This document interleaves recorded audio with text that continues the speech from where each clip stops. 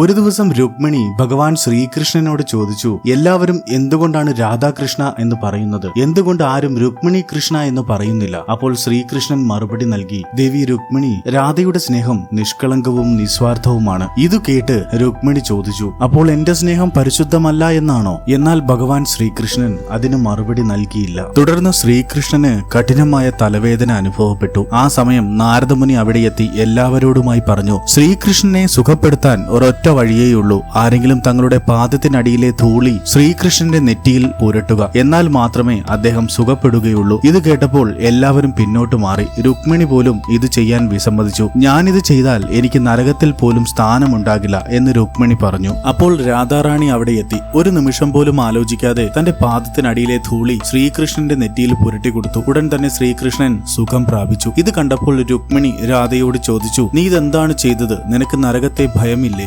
രാധാറാണി മറുപടി പറഞ്ഞു, എന്റെ പാദത്തിലെ ധൂളി കൊണ്ട് ശ്രീകൃഷ്ണൻ സുഖം പ്രാപിക്കുമെങ്കിൽ അദ്ദേഹത്തിന് വേണ്ടി നരകത്തിൽ പോകാനും ഞാൻ തയ്യാറാണ്. രാധയുടെ സ്നേഹം നിസ്വാർത്ഥവും ത്യാഗപരവുമാണ്. ശ്രീകൃഷ്ണന് അസുഖം വന്നപ്പോൾ സ്വന്തം പാദധൂളി നൽകാൻ എല്ലാവരും മടിച്ചു. രാധാറാണി നരകത്തെ ഭയക്കാതെ അത് ചെയ്തു. ശ്രീകൃഷ്ണന്റെ സുഖത്തിനു വേണ്ടി എന്തു ത്യാഗം സഹിക്കാനും രാധ തയ്യാറായിരുന്നു. അതുകൊണ്ടാണ് രാധാകൃഷ്ണ പ്രണയം ഉദാത്തമായി കണക്കാക്കപ്പെടുന്നത്. രാധാകൃഷ്ണന്മാരുടെ ഈ ചെറിയ കഥ നിങ്ങൾക്ക് ഇഷ്ടമായാൽ ലൈക്ക് ആൻഡ് സബ്സ്ക്രൈബ് ചെയ്യുക. ജയ് ശ്രീ രാധാകൃഷ്ണ. രാധേ രാധേ.